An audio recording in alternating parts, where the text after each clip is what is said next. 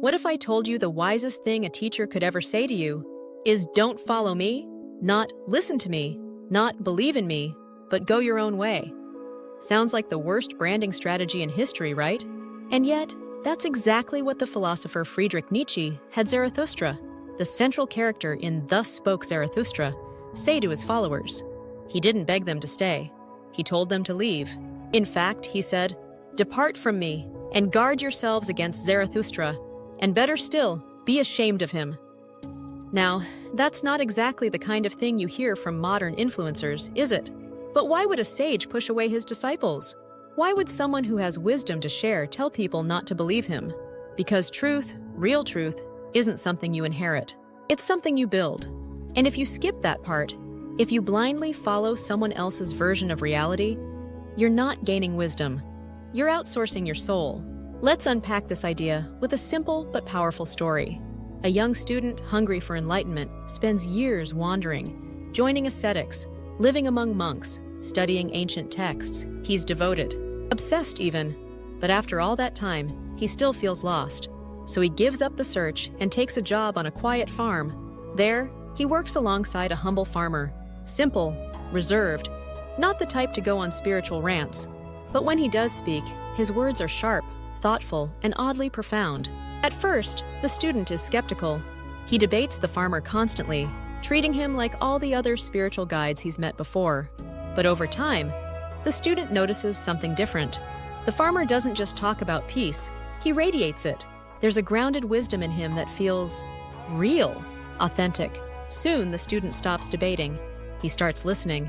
Then he starts agreeing. A little too much. Eventually, he becomes a believer, not in the truth, but in the farmer. And one day, the farmer notices this shift. He sits the student down and says, "It's time for you to leave." The student is stunned.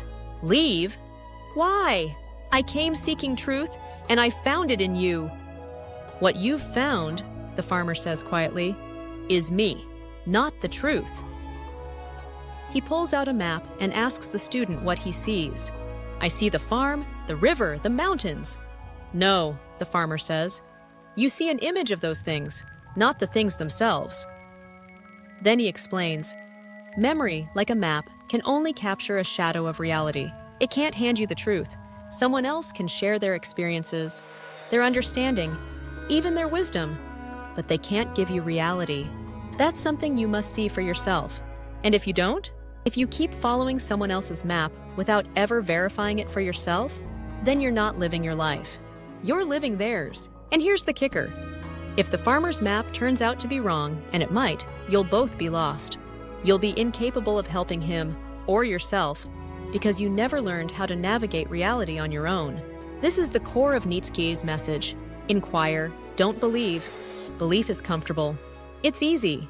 It gives you a sense of certainty, but it also robs you of your autonomy. When you follow someone blindly, you surrender your connection to reality. You stop thinking critically. You stop asking questions. You become passive, a follower. And when you become a follower, the world loses something important, your perspective. See, when we only follow others, we copy their map of reality. We don't create our own. And that's a loss, not just for us, but for everyone around us. Because your unique experience, your viewpoint, your insight, that's how we all get closer to the truth. Imagine a world where everyone builds their own map. Then, instead of following one another, we compare those maps. We challenge each other. We help each other correct errors. That's how we grow. That's how we walk through life together, not as master and disciple, but as equals. Nietzsche's warning wasn't a rejection of wisdom. It was a challenge to seek your own. It was about not worshiping it. Don't believe something just because someone you admire said it. Challenge it. Test it. See if it holds up when you look at reality with your own two eyes.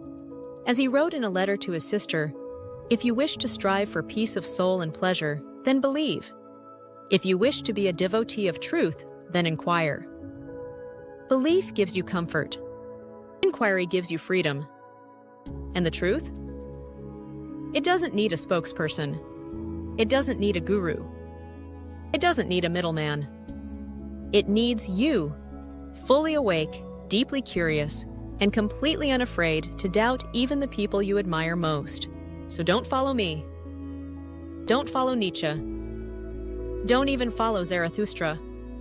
Trust yourself. Question everything. Make your own map.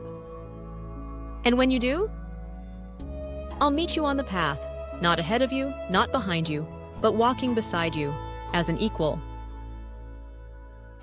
If you found this video meaningful and interesting, drop a comment below and share your experience. Please don't forget to like, subscribe, and share it with someone who might find this content useful. And as always, thank you for listening, and we'll see you next time.